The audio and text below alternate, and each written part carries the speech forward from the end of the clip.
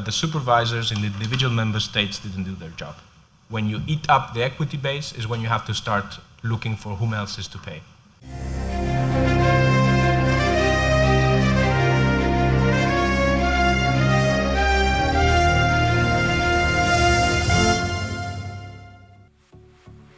On October 18, EuroFinUse, the European organization dedicated to defending the rights and interests of users of financial services, held its second international conference in 2013, following the highly successful conference on the audit reform earlier in the year, featuring the European Commissioner for Internal Market and Services, Michel Barnier.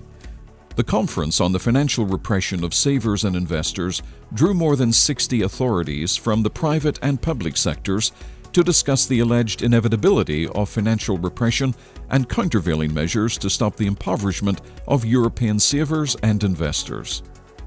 Most of us don't know it, but we now live in an age of financial repression. The term denotes the combined set of financial policies that allow governments to keep real interest rates low or negative and coerce a captive market into investing in government bonds. This allows governments to continue issuing sovereign debt at an artificially low cost, obliterating the real value of people's savings in the process. This controversial topic provided food for a lively debate, since it is European pensioners and small investors in particular who feel the full blow of financial repression. The goal of the conference was to check whether there is in fact financial repression, and yes, I thought there was, but I think now there is consensus that there is in fact financial repression against all European citizens. It's probably the first time that financial repression has been the actual subject of a conference. We talk a lot about all of our problems, but this is a specific angle, and I think it was therefore interesting. It brought out one or two aspects that needed to be brought out. I'm very, very glad that so many people came and that we had a lively discussion.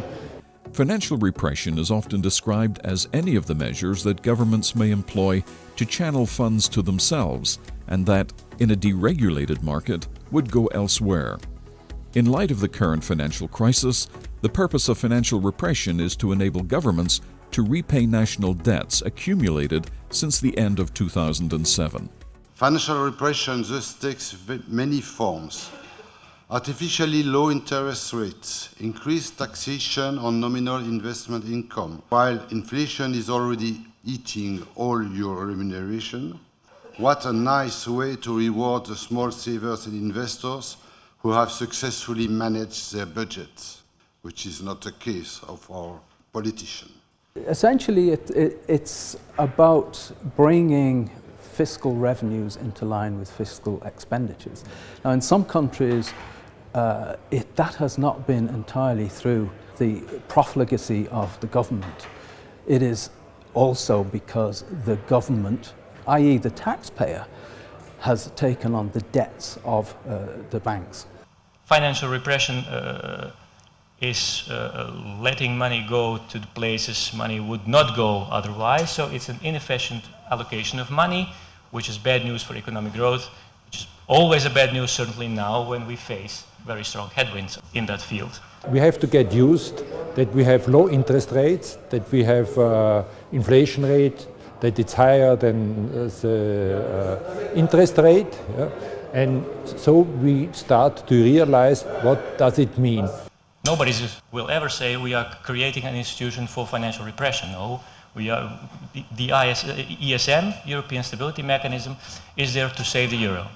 ESM has the mandate to buy bonds from euro area nations directly, first-hand.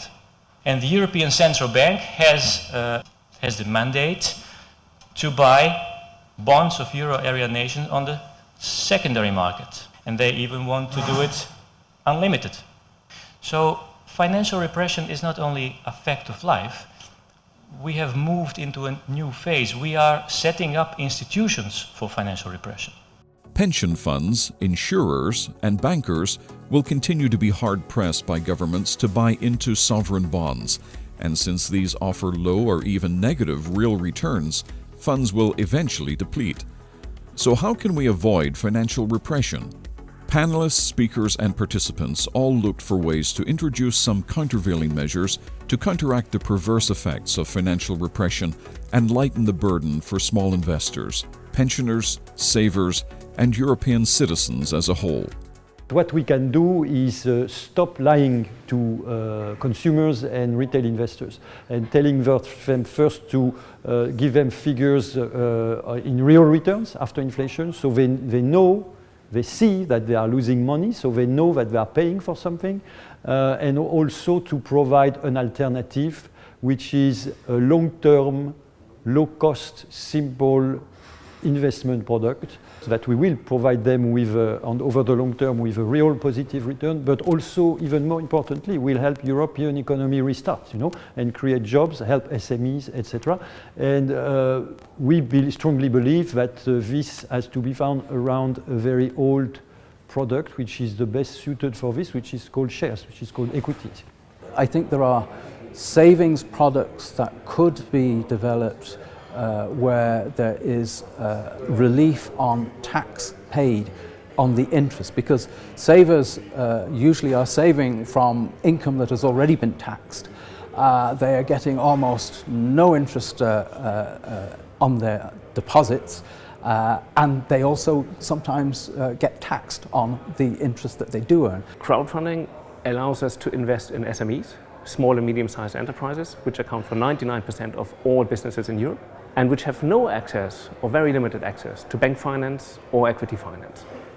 With this difficult environment, authorities are doing things to address the crises. If you want to call it financial repression, that's fine with me. Three central questions were at the heart of the conference. First of all, is there financial repression?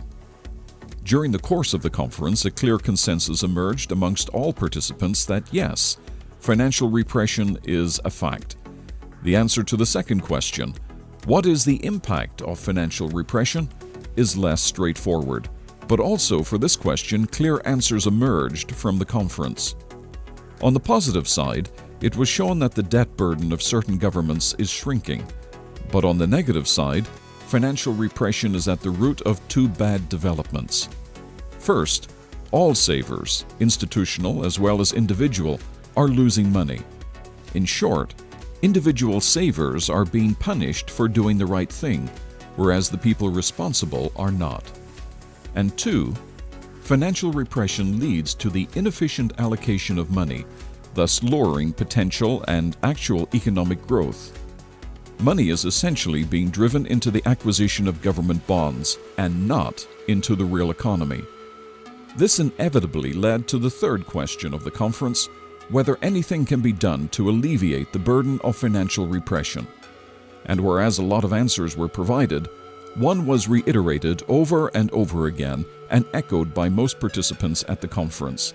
It is time to go back to basics and return to simple, low-cost, long-term saving products.